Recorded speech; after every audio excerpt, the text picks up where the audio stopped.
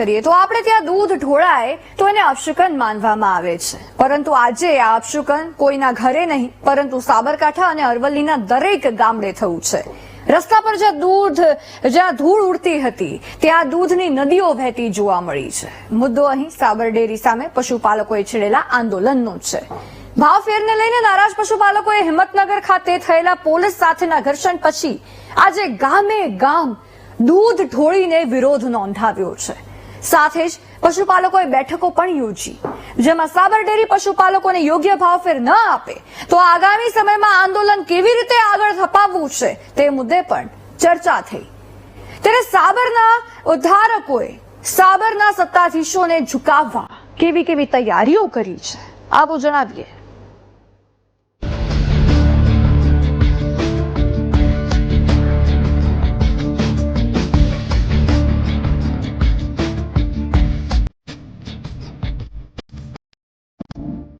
ગામે ગામ વહી દૂધની નદીઓ,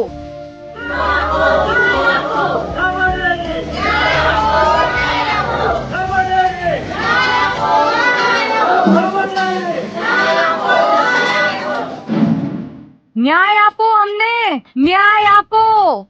અને અરવલ્લી પણ અમારું બીજું કશું નથી, અમારે 25% નફો જ જોઈએ, તમારે બીજું કોઈ કામ કર્યું નથી। સાબરદંડના ભાવ વધુ, પાપડીના ભાવ વધુ, તમારે કરવાનું શું? ન્યાય નહીં મળે તો દૂધ પણ નહીં મળે। પૂરેપૂરો અમને ન્યાય ના મળે ત્યાં સુધી અમારું માલપુર તાલુકાનું દૂધ બંધ રહેશે। અમે અહિંસક લડત આપીશું। ન્યાય નહીં તો સાબર સાથે કોઈ વ્યવહાર પણ નહીં। આ શબ્દો સાબર ડેરીથી નારાજ પશુપાલકોના છે, જેઓ હવે કોઈ પણ ભોગે સાબર ડેરી પાસેથી 25% સુધી ભાવફેરમાં વધારો લેવા માટે કાંઈ પણ કરવા તૈયાર છે। સાબર સાથે દૂધના વ્યવહારની સાથે સાથે અન્ય વ્યવહાર પણ કાપવાની તૈયારીમાં ખેડૂતો છે। સૌથી પહેલા પ્રાંતિજ તાલુકાના ઝાલાની મુવાડી ગામના આ દ્રશ્યો જુઓ, જેમાં પશુપાલકો મંડળીમાં દૂધ ભરાવવાની જગ્યાએ મંડળીની બહાર પોતાનું દૂધ ઢોળી રહ્યા છે।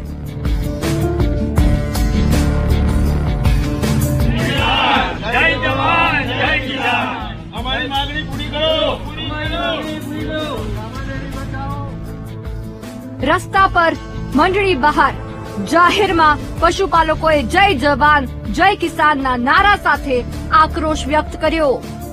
આ દ્રશ્યો પણ જુઓ।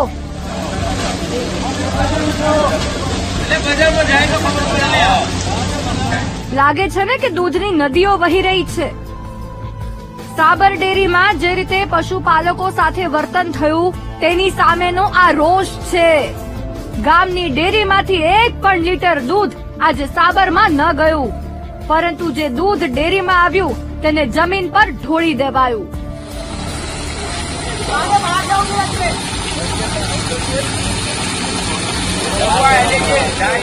જેથી કરીને રાયગઢ દૂધ મંડળી વિરોધ દર્શાવે છે અને જિલ્લા સાથે રહી અને તમામ સભાસદોને યોગ્ય ન્યાય અને વળતર મળે 20 થી 25% ભાવ વધારો જોઈએ છે અમારે, એવી માંગણી સાથે અમે વિરોધ દર્શાવે છે અને અચોક્કસ મુદત સાથે અમે દૂધ મંડળીમાં બંધ કરેલ છે।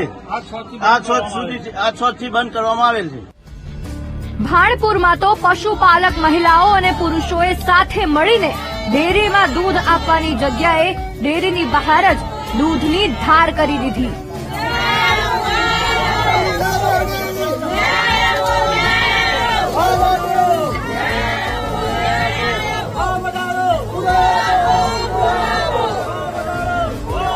સાથે જ સૂત્રોચ્ચાર પણ કર્યા અને સાબરના સત્તાધીશોને જગાડવાનો પ્રયાસ કર્યો।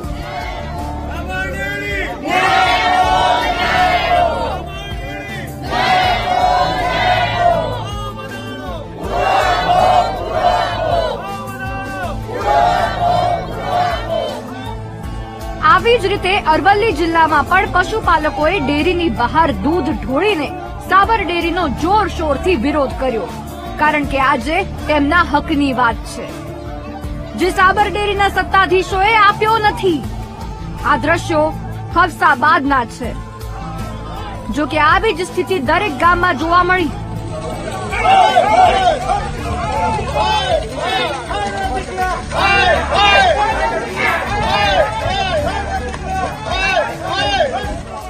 અત્યારે જે પશુપાલકો પર શોષણ થઈ રહ્યું છે, પૂરતા ખાનદાનના ભાવ જે પ્રમાણે છે અત્યારે હાલ એટલા પૂરતા પ્રમાણમાં દૂધના ભાવ નથી મળતા. ખેડૂતને વાર્ષિક એક આશ હોય છે કે વર્ષના અંતે એક નફો આવે છે, કે ભાવફેર કહીએ છીએ આપણે, એ ભાવફેર મળતું હોય છે. એ ભાવફેરની અંદર આ લોકોએ જે ચોરી કરી છે, ચોરી જ કરી છે આ લોકોએ, તો એ ચોરી કરી છે એના માટે થઈને આજે લોકોની અંદર ઉગ્ર અસંતોષ દેખાઈ રહ્યો છે. પશુપાલકો સાથે ગુંડા જેવું વર્તન, 74 પશુપાલકો સામે નામજોગ ફરિયાદ, 1000 લોકોના ટોળા સામે ગુનો દાખલ, 47 પશુપાલકોની થઈ અટકાયત. હિંમતનગર ખાતે પશુપાલકોએ સોમવારે જે રીતે ઉગ્ર આંદોલન કર્યું હતું અને ત્યાર પછી પોલીસ સાથે ઘર્ષણ થયું હતું, તેને લઈને લોકોમાં ભારે રોષ છે. પશુપાલકોના આક્ષેપ છે કે ડેરીના સત્તાધીશોના ઇશારે પોલીસે પશુપાલકો સાથે ગુંડાઓ જેવું વર્તન કર્યું. સાબર ડેરી ખાતેના ઘર્ષણ પછી પોલીસે તો પશુપાલકો સામે જાણે તપાસનો ધમધમાટ શરૂ કરી દીધો છે. ત્યાં આવતા જતા વાહનો રોકવા પણ પ્રયત્ન કરેલો, જેને યોગ્ય બળ પ્રયોગ કરી પોલીસે વિખેરી નાખેલા. અને આ બનાવ સંદર્ભે હિંમતનગર એ ડિવિઝન પોલીસ સ્ટેશન ખાતે એફઆઈઆર રજીસ્ટર કરવામાં આવેલી, જેમાં 74 આરોપીઓ સામે નામજોગ ફરિયાદ દાખલ થયેલી છે અને અન્ય 900 થી 1000 વ્યક્તિઓના ટોળા વિરુદ્ધ ગુનો દાખલ થયેલ છે. આ ગુનાની તપાસ હાલમાં ચાલુ છે અને આ તપાસ દરમિયાન 47 આરોપીઓને અત્યાર સુધી અટક કરવામાં આવેલી છે. હવે આર અને પારની લડાઈ શરૂ થઈ છે. એક તરફ પશુપાલકો છે તો બીજી તરફ સાબર ડેરી. પશુપાલકોએ તો સાબરમાં દૂધ બંધ કરવાની પણ ચીમકી ઉચ્ચારી છે. દરેક ગામડે બેઠકો પણ મળી રહી છે.